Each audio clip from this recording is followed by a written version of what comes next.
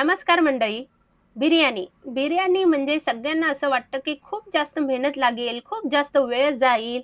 तर आज आपण झटपट बनणारी बिर्याणी, त्याचबरोबर अगदी बॅचलर सुद्धा पटकन बनवून तयार करू शकतात, अशी आपण आज बिर्याणी बनवणार आहोत. तर चला करूया रेसिपीला सुरुवात. त्यासाठी सर्वात आधी मी इथे कुकर घेतलेला आहे. हो मंडळी, आज आपण झटपट बिर्याणी कुकरमध्ये बनवणार आहोत. त्यासाठी 4 ते 5 चमचे मी तेल ह्याच्यात ॲड करून घेतलेले आहे.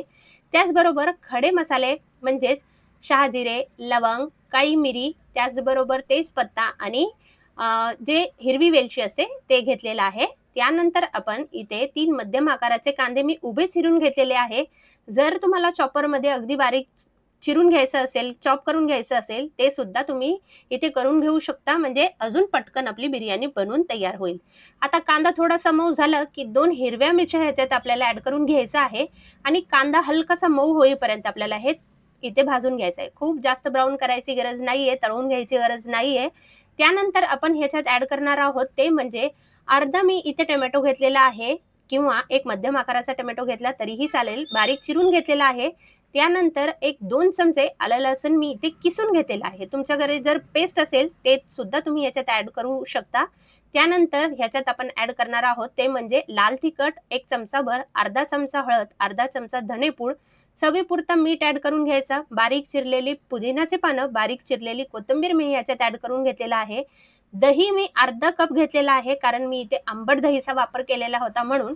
जर तुमच्याकडे घरचं ताजं दही असेल तर कपभर दही याच्यात ॲड करून घ्यायचं आणि छान आपल्याला जे मसाले आहेत ते पूर्णपणे व्यवस्थित भाजून घ्यायचं आहे. त्यानंतर मी इथे घेतलेलं आहे अर्धा किलो इतकं चिकन. आता चिकन मी स्वच्छ धुवून घेतलेलं होतं. त्यानंतर चिकन आपल्याला ह्याच्यात 1-2 मिनिटं छान असं भाजून घ्यायचं आहे मसाल्यामध्ये. तर मंडळी, आजची रेसिपी कशी वाटली कमेंट करून नक्की कळवा आणि तुम्ही कोणत्या देशातून, कोणत्या राज्यातून किंवा कोणत्या प्रदेशातून ही रेसिपी बघताय मला कमेंट करून नक्की कळवा, म्हणजे मी तुमचे आभार मानू शकेल. चिकन आपण 1-2 मिनिटं भाजून झाले, की ह्याच्यात आपण बिर्याणी मसाला किंवा चिकन मसाला ॲड करून घेऊया 1-2 चमचे. पुन्हा व्यवस्थित आपल्याला हे मिक्स करून घ्यायचं आहे. तुम्ही बघू शकता. आता ईद येत आहे. ईदला, बकरी ईदला तुम्ही सुद्धा ही रेसिपी पटकन बनवून तयार करू शकता. तर ईद स्पेशल ही बॅचलर बिर्याणी सुद्धा तुम्ही, म्हणजे आपण याला बॅचलर बिर्याणी सुद्धा म्हणू शकता कारण अगदी बॅचलर लोकं सुद्धा याला पटकन बनवून तयार करू शकतात. अर्धा किलो इतका बासमती जे तांदूळ होता ते मी धुवून ह्याच्यात ॲड करून घेतलेला आहे. छान याला आपण इथे मिक्स करून घेतलेला आहे. आता जितके तांदूळ आपण घेतले होते तितकंच आपल्याला पाणी ह्याच्यात ॲड करून घ्यायचं आहे. गरम पाण्याचा वापर करायचा आहे. 3 कप मी इथे तांदूळ घेतले होते. 3 कपच मी पाणी ह्याच्यात ॲड करून घेतलेलं आहे. एक व्यवस्थित आपल्याला मिक्स करून घ्यायचं आहे आणि छान याची उकळी काढून घ्यायची आहे. इथे तुम्ही बघू शकता उकळी येत आहे. आता आपल्याला कुकरचं झाकण लावून घ्यायचं आहे आणि 3 शिट्टी आपल्याला ह्याचे काढून घ्यायचं आहे. पाण्याचा वापर थोडासा कमी जास्त होऊ शकतं कारण तांदूळ किती जुने आणि किती नवीन आहे याच्यावर सुद्धा अवलंबून असतं. तर मी इथे 3 कप तांदूळ घेतले होते म्हणून 3 कपच पाण्याचा वापर केलेला आहे. तर इथे आपण 3 शिट्टी कुकरचे इथे काढून घेतलेला आहे. तुम्ही बघू शकता. आता कुकरची 3 शिट्ट्या झाले, की आपल्याला गॅस बंद करून घ्यायचा आहे आणि हे पूर्ण वाफ जाईपर्यंत आपल्याला थोडंसं थंड करून घ्यायचं आहे. तुम्ही बघू शकता वाफ गेलेली आहे आणि आपण कुकरचं झाकण इथे काढून घेतलेलं आहे. कलर बघू शकता तुम्ही, टेक्स्चर बघू शकता.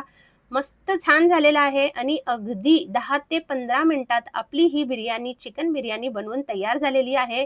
खूप जास्त मेहनत न करता, खूप जास्त वेळ ह्याच्यात न घालवता, अगदी एवढा गरम होत आहे त्याच्यात खूप तामझाम न करता पटकन बनणारी आपली ही बिर्याणी बनवून तयार झालेली आहे. तुम्ही टेक्स्चर बघू शकता. खूप जास्त हे मऊ सुद्धा नाहीये आणि खूप अगदी फडफडीत सुद्धा नाहीये. मस्त अगदी टेस्टी बिर्याणी बनवून तयार झालेली आहे मंडळी.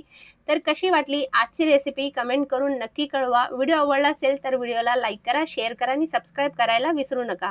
तर चला पुन्हा भेटूया. अशी छान छान रेसिपी मी तुमच्यासाठी घेऊन येत राहणार आहे.